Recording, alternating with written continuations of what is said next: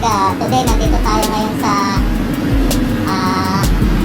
Golden Allied Industrial Marketing dito sa Limketkai, Cagayan De Oro City. So, napansin namin na meron dito nga Evo helmet. So, napansin nyo yung KYT. And then, silipin natin sa loob kung ano ang mga helmet nila.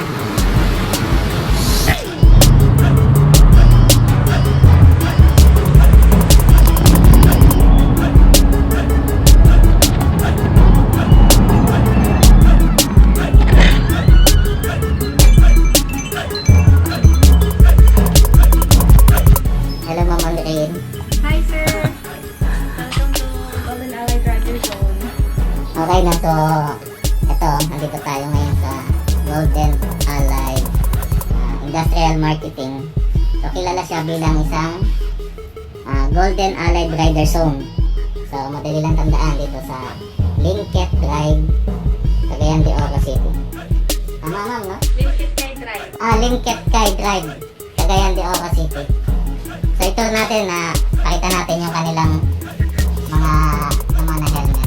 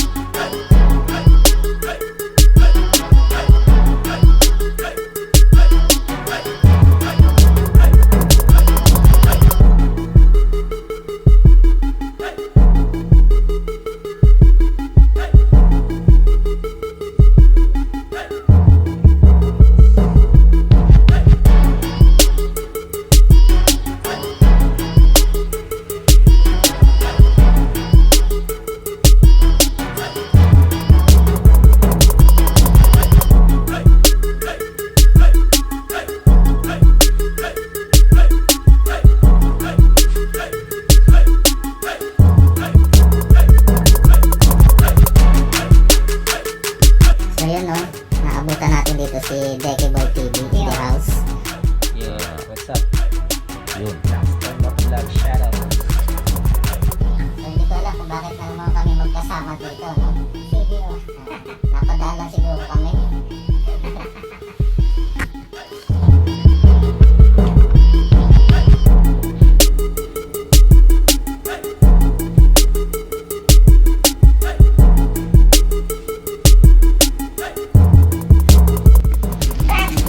Okay guys, so andito tayo ngayon sa Golden Allied. Papakilala natin sila ma'am. Hi, I'm Irene from Golden Allied. Please visit us here at Limketkai Drive, Cagayan De Oro City. Hi, I'm Roxanne. Meron pa kaming available dito na Evo, RXR, Zebra, at saka may KYT po kami dito. And we also have a installment and layaway. Ako nga pa pala si Shikaina and I thank you. At dito sa Golden Allied, ang inyong one-stop shop! Yes! Yay!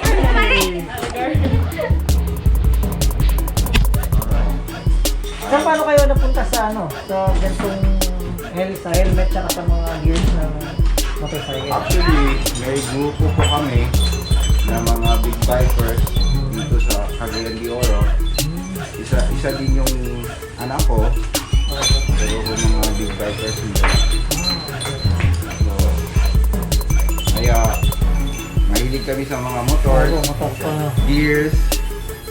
Kaya we come up this, Usually sir, pagka mga rider talaga, ito yung Ito yung kinakahantungan nila. relate na negosyo. Mga parang ginawa na lang din namin na marami kaming kilala, marami kaming kaibigan.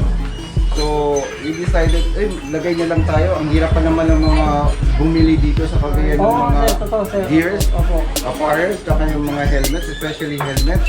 No? Pero sa ngayon, sir, yung mga existing nyo na brands ito, okay naman. Okay naman siya. Yeah, actually, time to time, every other week, meron kaming cargo na parating. So, may mga back order din kami, incoming. Okay po. So, replace lang. It's so lucky for us no, dito sa Cagayan De Oro. Ang dami mga customer namin, pumupunta talaga ang lalayo ng mga lugar. From Butuan, from Iligan. Yung iba mga Bukidnon, talagang pinupuntahan itong na store nito dahil hinahanap talaga yung Evo.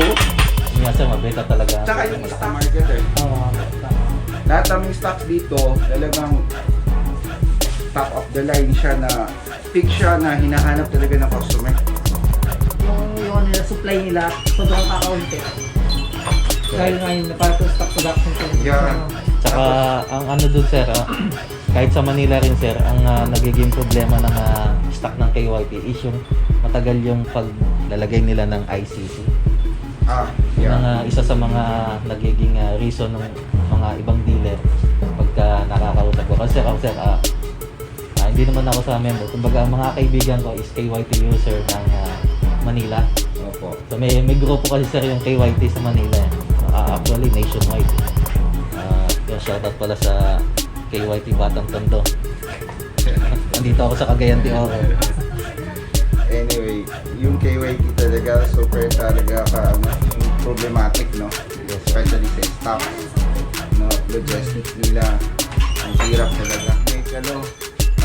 Gawin natin yung hilig natin, yung business. Yes sir. Anyway, salamat po sa inyo. Okay, sige. Maraming salamat po. So yun na nga no, mga sibateros, hapon na, tatapusin na natin itong vlog na to. Magpapasalamat lang ako kay Sir Papa Morse ng Golden Allied Riders Zone dito sa Limketkai, Cagayan De Oro City. Sir, maraming salamat po sa inyong binigay na oras para makapag-vlog sa inyong shop. Saka nagpapasalamat din po ako sa inyong mga staff na